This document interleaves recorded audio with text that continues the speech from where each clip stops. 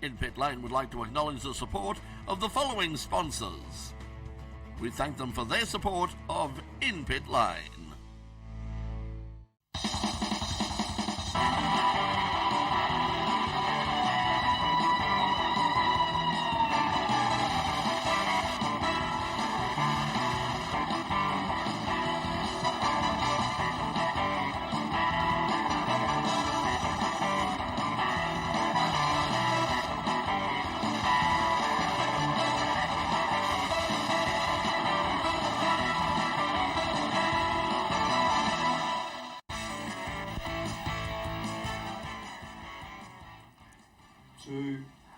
Welcome to the chill version of In Pit Lane tonight. I'm your host, Craig Doc Latigo, and thanks for joining us on a really laid-back show tonight. Great to be with you. Also great to be with you tonight. We'll have a special guest tonight for you. His name's Jordan Caruso. He is smoking hot. I've did a little bit of stalking research this afternoon. This guy is making big waves in some of the categories. Two at the same time at the moment. We also have some great music to follow up tonight. Not on set tonight, but we're going to back it up with one of our most popular bands for the year. That was Interstellar Gator, and they're going to close the show for us tonight. Brett's not here, as you can see on the intro shot. It was my turn tonight. We've been playing a bit of musical chairs the last 2 weeks.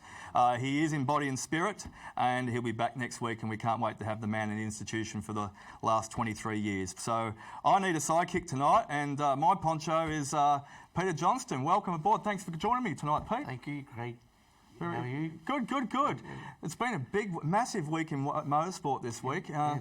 Lots going on, whether it's two wheels or four wheels. Yep. What's your take on some of the controversial four-wheel stuff? I think the fine was justified. I probably... In the supercars category? In the supercars at Bathurst. Yeah. For Penske.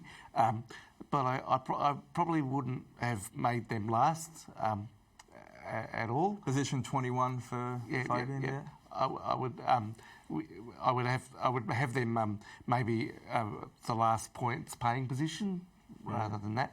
But we have to move along. Yep, we do. We've got a lot to cover. We've got plenty more time we can talk about. Maybe even Jordan can join us a little bit later and give his opinion on it. And he's a thoroughbred racer himself. So, but anyway, we're off to this week's roundup in motorsport, locally, interstate, and overseas.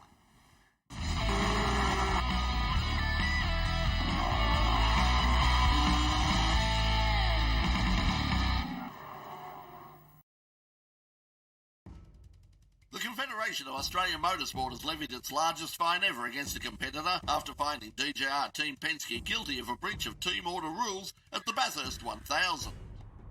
DJR Team Penske and driver Fabian Coulthard were found guilty of a breach of the FIA International Sporting Code Appendix B at the Bathurst 1000 after a late race incident where Coulthard was instructed to slow the rest of the field down behind a safety car, allowing race leader Scott McLaughlin to gain an advantage. The penalties included a fine of $250,000, $100,000 of which was suspended, a race penalty demoting Coulthard and co-driver Tony D'Alberto to position 21, and the loss of 300 team championship points. DJR Team Penske have fully accepted the decision. In a very brief statement, the team said, after reviewing data from Car 12 following the Bathurst 1000 with the stewards and deputy race director, DJR Team Penske accepts the penalties issued related to the FIA International Sporting Code. The team will be making no further comment at this time. The incident caused a great deal of ill will and anger among many other teams and drivers, which could provide some added spice to this weekend's Gold Coast 600. The Australian Speedway scene is in shock following the announcement that the famous Parramatta Speedway west of Sydney is to close. Speedway management were informed on Monday that the famous venue was to be compulsorily acquired by the New South Wales government to make way for the new Metro West rail line. Speedway Business Director Felicity Waldron said that the government had not indicated that the track would be used for the new underground transport network, despite 2 years of renegotiating to renew a Crown lease on the land that will expire in 2026. The Parramatta venue is the country's premier speedway, playing host to regular national and major international events. Denny Hamlin had to survive 2 overtime restarts before taking the victory at the Kansas Speedway, the latest round of the NASCAR Championship playoffs. Bubba Wallace brought out the first caution with 5 laps to go after losing a rear wheel to send the race into overtime. Then a multi-car crash in overtime involved Brad Keselowski, Daniel Suarez, Daniel Hemrick and Joey Logano.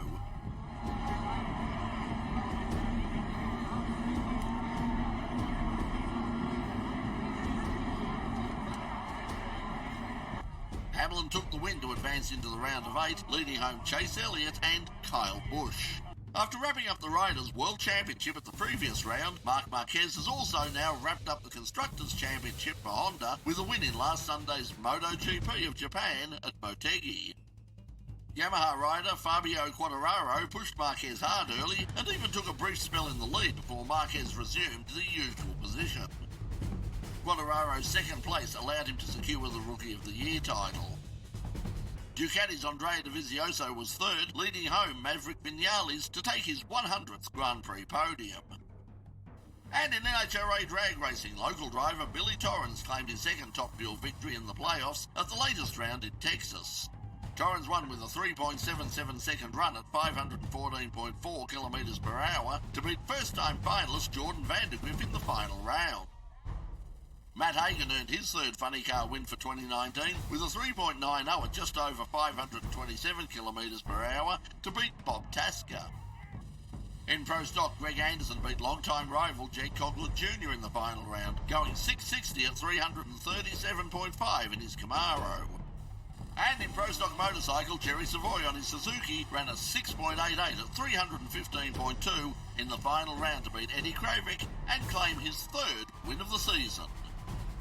And that's the in-pit lane news for this week. We'll have more news next week. And an update to our story on the fate of the Parramatta Speedway in New South Wales. The New South Wales government have today announced that they will build a new venue for speedway racing in the state to replace the famous venue.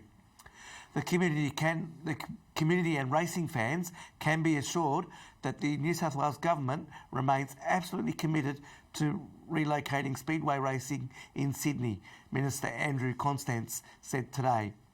The minister said that he acknowledged the long-standing presence of the current Sydney Speedway and its significance to Western Sydney over the last 42 years. Mr Constance said that the government had access to several large areas of land in the west of Sydney, although he did not name a specific area or a timeline for the track's construction. Thanks, Pete, for that update. Yeah, and big thanks to Brett who updated Pete with that and be able to do it. We're going to go to a quick break, but just before I break us off to it, if you are watching on YouTube, etc. like that, that's great. But after the break, we've got Jordan Caruso. He's absolutely on fire in 2 categories this year. So from us at Pit Lane, see you after the break. All right, we should be right. For the people who are watching YouTube and also Facebook right now, thanks for hanging out. This is all the fun bit where we get to just, if we look like we're chilled now, we even kick back even more. I want to talk to you more about, we'll talk to you more about the stuff that's going on 4 wheels. But yes. So an update, don't forget for everyone who's watching us tonight, don't forget there's a massive Grand Prix weekend down at Phillip Island this weekend. You've got the Historics at Sandown as well, though, too. There's motorsport everywhere. I'm sure there's something at Calder because there's almost something at Calder every week, and we look forward to bringing you some live footage from Calder in the next couple of months heading up towards Christmas, including the Fast Fridays and King of the Hill.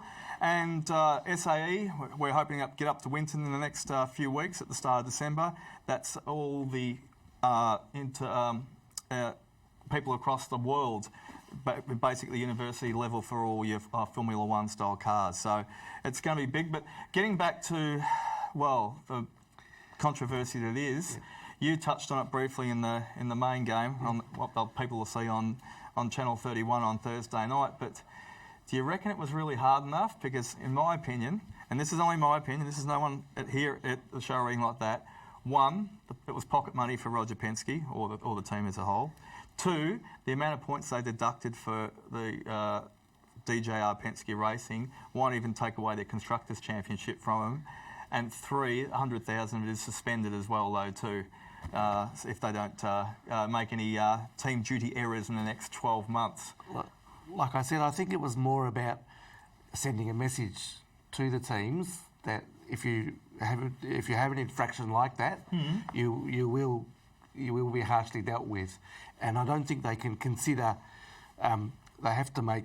I don't think they consider the wealth of a team when they're finding them. They have to make it fairly equal. Otherwise, you would have outcry. I think. Yeah. And yes, who's coming back to introduce Jordan? I'll take it if you want. You want me to do it? Yeah, I'll take it back if you want. I'll come back. And thanks, thanks Shane. Here's our fill-in. So Peter's our usual floor manager here at In Pit Lane and does an exceptional job each week. So big thanks to Shane and everyone else who's stepping up in all the roles tonight. So we've got 10 minutes, 8 minutes to have a chat with Jordan when we come back. Thank you very much. The other thing was the comedy.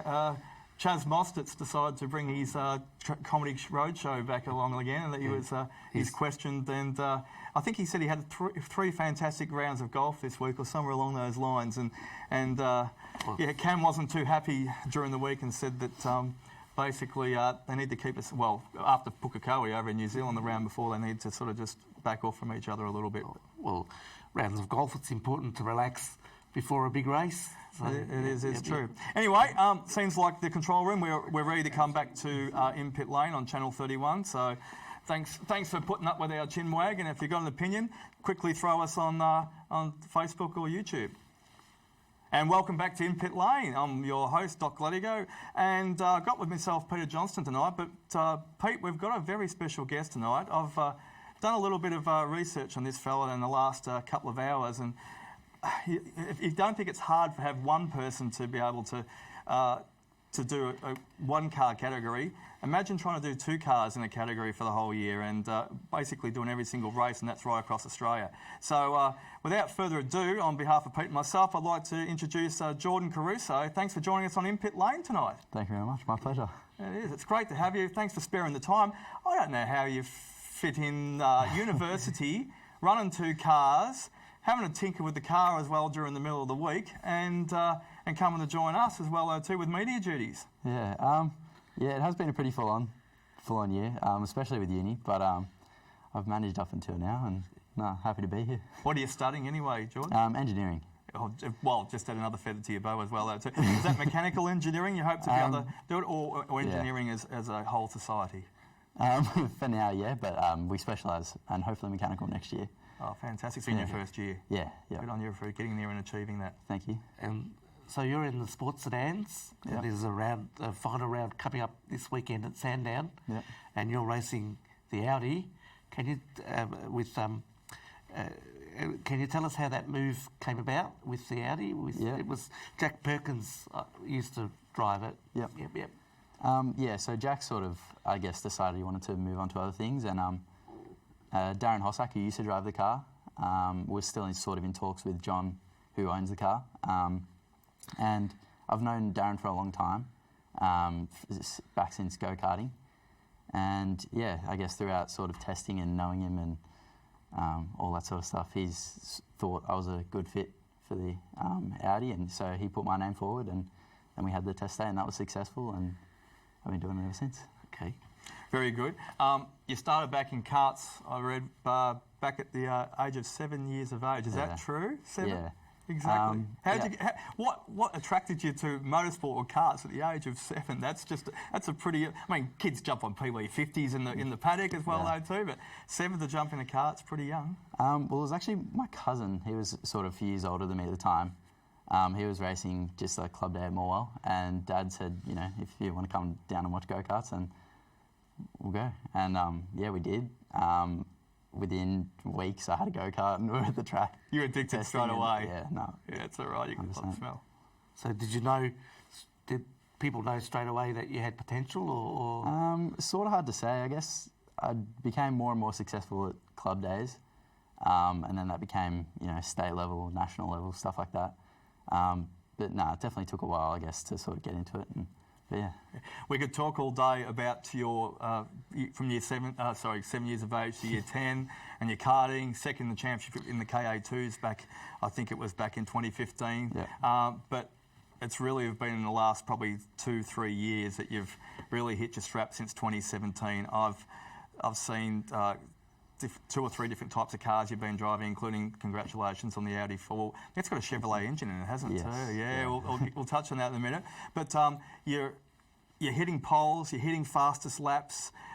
You're winning race meetings as far as all together. Yeah. You must. How do you? But not just in that. You're doing it in the Hyundai Excel. In one car, and then you're jumping into the TCA car. Probably the obvious difference for the viewers and listeners out there of this sort of stuff is you've got a rear-wheel drive car and then you've got a front-wheel drive car. How are you quickly differentiating between the two? I guess it hasn't been too hard, to be honest. There's normally a pretty big gap between races, so it's not like you become fully accustomed to one of the cars and then it takes a while to adapt back to it. It's sort of been a pretty quick adjustment. I guess it takes a lot more time to sort of get back into the sports sedan just because it's such a big jump from anything else I've been in. But getting back to the Hyundai after the first time in the sports sedan just felt natural. Yeah. And And also the big Chevrolet engine in it. Is it a raw grunty power? Is it? It's obviously you've only got a little like 1. Is it 1.6 or 2 litre in those XLs? I think 1.5. Yeah. 1.5. Yeah. And it's obviously a different breed of power as well too. Yeah. It was definitely a massive adjustment. The first test day, just getting used to how much power it does take a while. And every time I sort of get back into the car for a while, it was like you put your foot down, it just keeps giving you more. Yeah. You're living at uni? Yep. Here in Victoria? Yes, Monash. Monash, out in the southeastern suburbs then, as well though too. I see that you've lived in 3 states. Am I correct? Is it Queensland, Victoria? Lived in 3 states. In the last few years as well though too, or is it you're driving cars in each of the ones in the categories? Yeah, I've travelled to each of the states to race cars, but I've lived in Victoria. Yeah, okay, so that's all right. Yeah, I just saw a reference to that within the 3 states. You're going along. You've been at the Eastern Creek circuit, and obviously Tail and Bend. Congratulations! You had a win there as well too. Thank you. Yeah. And pole position earlier this year as well. Yeah. Just getting back to Tail and Bend, is this the first year you've raced at Tail and Bend? Yeah, that was my first time there. Okay. And what do you think? I thought it was a really good track. It took a while to get used to. A lot of the corners sort of all looked the same, and a lot of blind corners, and it took a while to adapt to. But by the final race, we were on it, and I ended up doing the lap record, so that was really cool. Oh, wow. Yeah. Now, the reason I asked you about uni before, it did have a preface to it. You tinker with the cars on Tuesdays, a little whisper, had a little birdie in my ear a little bit earlier. And down there with John Gurley in the workshop, what do you do on Tuesdays? You obviously kick back and have a bit of fun? It's always good to see John. Just have a chat and catch up and sort of talk about all the stuff that he's done on the car, because he's always doing, little things here and there to try and improve the car. Always good to catch up and see what we can improve on for the next race meeting. So does that help you, if you have a hand in developing the car, does that help you with your racecraft? I think it probably does help sort of knowing what I'm in for the next race meeting, what's different with the car, stuff like that. I think, it definitely helps sort of to prepare for the upcoming race meets. Big kudos to you, Jordan. You've got state titles in Victoria, Queensland and Tasmania when I was looking at your track record. Congratulations to those. That's a pretty mean feat for someone who's only 18 years of age, or was it 19 last month? 19. 19 last month, the update. So congratulations on that. What's in the future for you? I mean, you're only just probably getting your head around obviously the sports sedans with a little powerful Audi A4, but you've got a dream, you've got to aim high. What's your next step that you want in the next couple of years? Yeah. Ultimately, I guess V8 supercars would be nice, but in sort of situation with money, it's pretty hard to sort of go anywhere from here.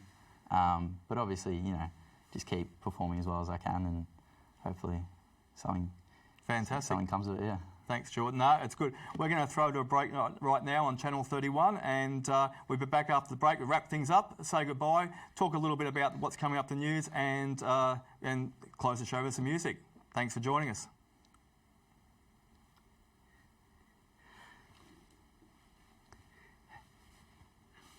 We're clear, I think. We're clear? Yep, cool. That's good. All right, so we're back on Facebook and YouTube for the people who want to see all the kickback and cruisy stuff. Oh, no, I forgot to put my jacket on, but that's all right. Pete was happy about that right from the start. So, felt underdressed. Well, he told me if I put it on, he was going to be underdressed, so it didn't really faze me whether I did or not. Jordan's got his... So who are we coming back to after break? Oh, you want to bring it back for a change? Yeah, I've done two of them exactly like that. Really great to have you anyway, Jordan. So for the people who are actually watching, you'll have a heap of friends. I know I saw you share it on Facebook earlier as well, though too. And the people who are watching YouTube. We're coming back to a 2-minute EVS package. Yep. And then after the EVS package, we need 2 minutes of chat. 2 minutes to chat. Thank you very much. That's our floor mat. Straight into EVS for 2 minutes. And then 2 minutes of chat. So who wants to come into the chat? I'll start. Yeah. That's what Pete just said. Pete said he was going to take it back. Yep. Pete's going to take it back. Or they're throwing my camera on me now. Anyway, while they're sorting out what they want. I think they're just playing. They are, exactly. Looking forward to this weekend, Jordan? Yeah, should be good. Just the rain. Oh, okay. Yeah, I saw you mention that in there. Yeah, well, there you go. That's exactly. You're a little bit apprehensive on some of your posts earlier in the year about the rain. Is it just trying to transfer the car from a wet, dry setup to a wet setup? And it's just like such a huge difference. Like there's so much power in the wet. So continue interviewing. It can be sort of scary. And at Tail and Bend, there was one race where it started raining just as we went out, and we're all on slicks, and that was like. Would have been fun games, like flying around in the bathtub. Yeah, didn't enjoy it very much. No, you probably try not to take someone out and do some major damage to two cars as well. Especially the car. Like I'm always, it's pretty scary driving someone else's car. You know, John works on it every day. Yeah, it's his little baby, I suppose. Exactly. And you don't want to hurt it. Yeah. Oh. All right. I think they're ready. Okay, coming back to you, Pete. What's on in motorsport brought to you by the Motoring Diary, your must-have guide for all motoring enthusiasts. What's happening this weekend in local motorsports? It's one of the biggest weekends of the motorsport year, and fans of two-wheel action looking for the very best can head down to Phillip Island for the Australian MotoGP. Can anybody stop the momentum of Marc Marquez? How about local hero Jack Miller? Or will we see a fairy tale win by the ever-popular Valentino Rossi at one of his favourite circuits? There's a great support card including Moto 2, Moto 3 and a big field of local superbikes. The MotoGP is always one of the best meetings of the year, although that may be tempered by the infamous Phillip Island weather. And with both high winds and rain forecast for the weekend, things will be interesting. If you are heading down on the weekend on two wheels, then why not join the party at the Cranbourne Grand Prix Run? The annual run to Phillip Island from the outer Melbourne suburb has become a major international event in and of itself. You'll see hundreds of bikes and the people who ride them, including a number of celebrities. In pit lane's own Craig Doc Latigo will be there, so come along and ask him what's up. He loves that. Just up the road from Cranbourne at sensational Spring Vale is the annual Historic Sandown. The annual event has been moved from its traditional November time slot thanks to those lovely bastards at Supercars Australia.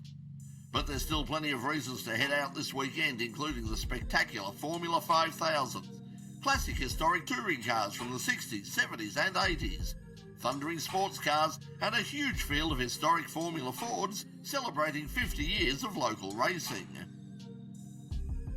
On Sunday across the other side of Melbourne, drag racing action returns to Calder Park. It's the final Sunday Fun Day, a great day of off-street drag racing and a terrific opportunity for a bit of pre-season testing for all competitors.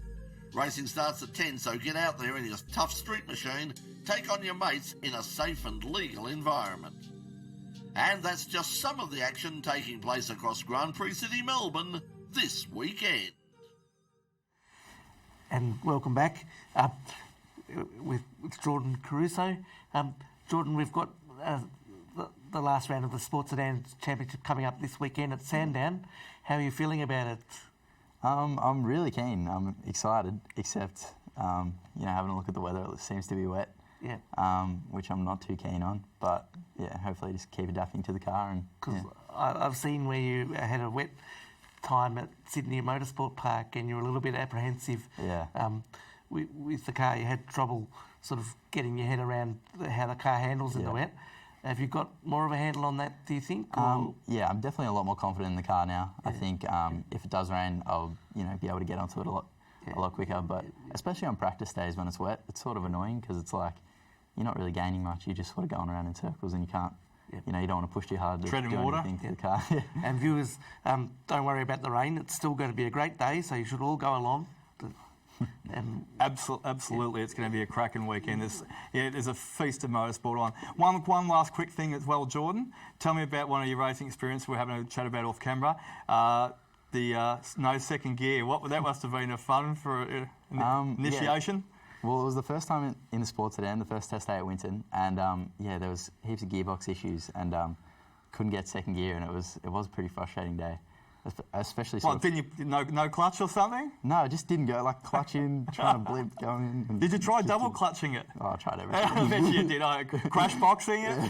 There's all the tricks in the book. Yeah, no, nothing worked. That's all right. So it wasn't your fault anyway, no? Didn't end up being, no. So how was it going from first to third? What, did you just have to strig it out, valve bounce it and rode it right out and then hit? You got third? Upshifting was fine. Yeah? It was just downshifting for some reason. Okay. And so it was a bit of a frustrating day, but... Yeah. And highlight of your, I can't let you go without asking you, what's the highlight of your career in the last, since you're 7 years of age, you've got so many memories as well already, but what stands out for you? Probably my first ever state title win in karting. I would have been 10 years old, and that was a pretty big moment. Yeah. What year was that when you were? So I was, 10. Sorry? I was 10. 10 years of age, yeah. And did you have family there with you as well, though, too?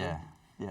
I guess that made it pretty special. Very good. We're fast running out of time. Yep. So we need to sort of wrap things up and throw to the band. Thank you to Mr. Caruso here as well, though, too, for joining us tonight. Thank you. It's been a pleasure. It is. Jordan's been awesome as well. And thank you to everyone as part of the crew tonight who created this laid-back moment.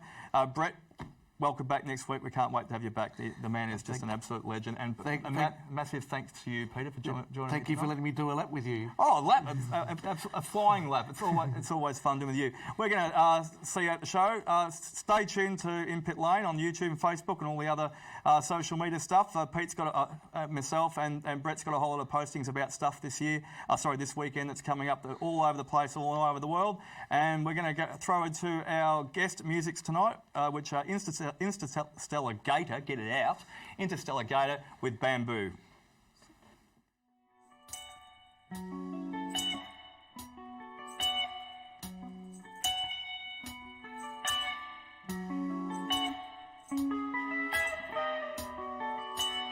Alone, looking sharp, but I know this is the virtual reality that I want for my own mind. Is it there all the time?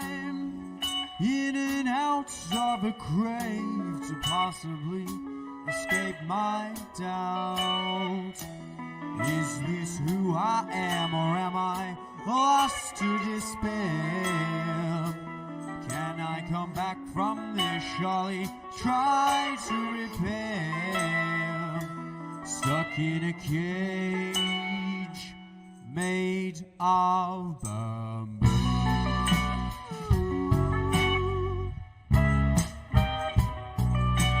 Love, will I find the one? Or do I actually really care? Or do I find my mom? Life, is it dark by night? Or am I actually truly scared? Or do I stand and fight? Is this who I am? Or am I lost to despair? Can I come back from this? Surely try to repair. Is this who I am, or am I lost to despair? Can I come back from this? Surely try to repair. Is this who I am, or am I lost to despair? Can I come back from this? Surely try to repair.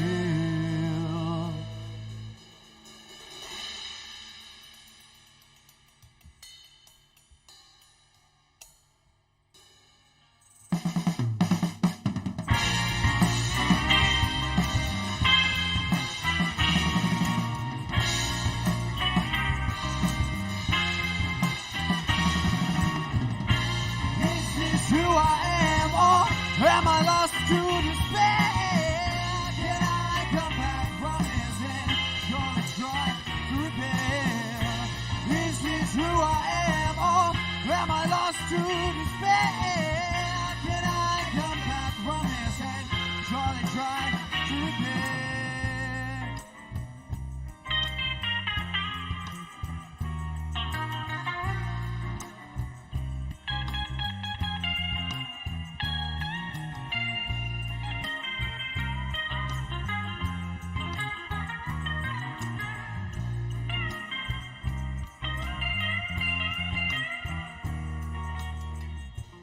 Is this who I am, or am I lost to despair? Can I come back from this and surely try to repair?